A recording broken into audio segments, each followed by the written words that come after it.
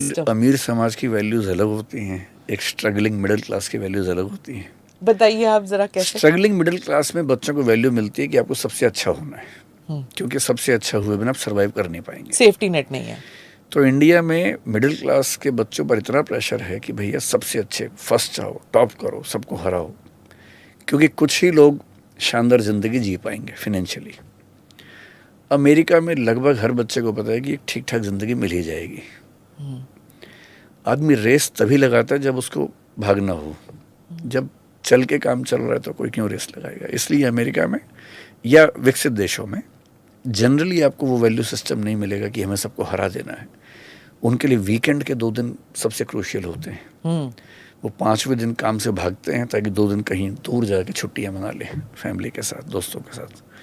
उन 2 दिनों के लिए 5 दिन काम करते हैं, क्योंकि एक अमीर समाज तो वैसे ही सोचेगा ना। जब आपके पास सारी सुविधाएं हैं, सोशल सिक्योरिटी है, पैसा है, सम्मान है, सब कुछ है, आप क्यों रात दिन काम करना चाहेंगे? किसको हराएंगे?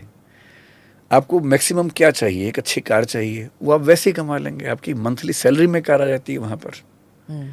तो जब सारी सुविधाएं हैं, घर वहाँ यहाँ से बहुत सस्ते हैं। दिल्ली में घर खरीदना, इतने में आप अमेरिका में 6-7 घर खरीद सकते हैं, केवल कुछ इलाके छोड़ के। वहाँ घर खरीदना भी आसान है, कार खरीदना एकदम आसान है, सड़कें अच्छी हैं। तो आपको जो जो सपने हैं वो सब 2-3-4 महीने की सैलरी में पूरे हो जाते हैं। फिर किस बात की भाग दौड़ है? इसलिए अमेरिकी समाज के लोगों का वैल्यू सिस्टम अलग होना ही होना है। हाँ, जो भारत के लोग यहाँ से जाते हैं क्योंकि उनके पास बहुत सारे बर्डन्स पहले से हैं, यहाँ पूरे ख़ानदान को ठीक करना है, तो वहाँ से पैसा कमा के, टैक्स चुका के फिर पैसा यहाँ भेजना है, उनका लाइफस्टाइल अपग्रेड करना है। लेकिन जो नेक्स्ट जनरेशन आती है वहाँ पर, यहाँ से जो लोग गए हैं, उनके जो बच्चे वहाँ पैदा होते हैं, आप देखेंगे उनका भी वैल्यू सिस्टम लगभग वैसा होने लगता है। हाँ, true. They are not running for anything, हाँ, they are running for joy. Yes, आप 20-25 साल हो गए आपको? 25 साल हो गए? ये 25वां साल है मुझे दृष्टि चलाते हुए और 26वां साल पढ़ाते हुए है। तो जो मिडिल क्लास स्टूडेंट्स 25 साल पहले थे और जो आज के मिडिल क्लास के जो बच्चे हैं, उनमें कोई फ़र्क देखते हैं हम? ये जो आप कह रहे हैं कि वर्क लाइफ बैलेंस जो अमीर मुल्कों में ये सब चौंचले अमीरों के होते हैं। यहाँ पर मिडिल क्लास स्टूडेंट्स में आप देखते हैं? नहीं, गरीबों और मध्य वर्ग के लोगों को ये सब अभी भी नहीं है, ये सब जुमले बोलने का हक भी नहीं है। देखिए, वर्क लाइफ बैलेंस एक एलीट कॉन्सेप्ट है जो कि अच्छा है, एक समय के बाद आना भी चाहिए दिमाग में। एक गरीब आदमी कैसे वर्क लाइफ बैलेंस करेगा? मिडिल क्लास का आदमी जिसके सपने बड़े हैं, अगर वो कहे कि मैं वीक में 5 दिन काम करूँगा, 8 घंटे ही काम करूँगा, 40 घंटे का वीक चाहिए, तो मिडिल क्लास में ही ज़िंदगी भर रहेगा। अगर आपके सपने बहुत छोटे हैं तो आप वर्क लाइफ बैलेंस मैनेज कर लीजिए।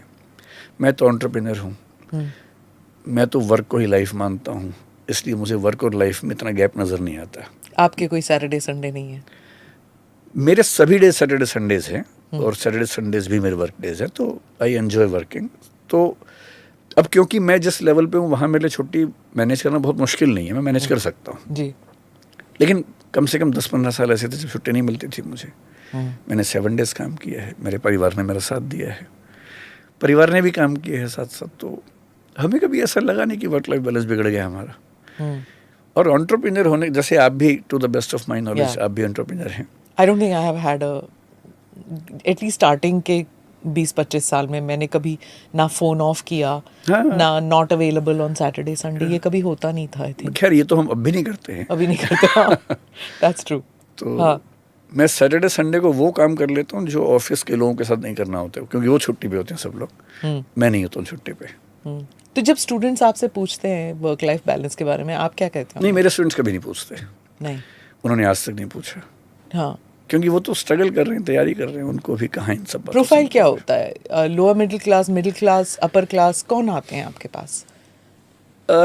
3 साल पहले तक हम लोग सिर्फ हिंदी मीडियम में पढ़ा रहे थे, अब हम इंग्लिश में भी हैं। तो इंग्लिश मीडियम में मिडिल क्लास सबसे ज़्यादा है, अपर मिडिल थोड़ा सा है, लोअर क्लास कम है।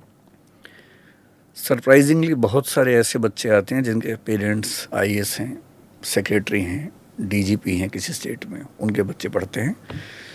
तो आजकल मैं उन पेरेंट्स से भी बात करता हूँ जो लोग खुद सिविल सर्वेंट्स रहे सीनियर लेवल पे। हिंदी मीडियम में ऐसे प्रोफाइल के बच्चे नहीं आते। वहाँ लोअर क्लास से मान लीजिए 10-20% कम से कम, लोअर मिडिल क्लास शायद 30-40%, 20-30% आप अपर मिडिल मान लीजिए। रेयरली कोई बच्चा अपर क्लास से आता होगा, बहुत कम।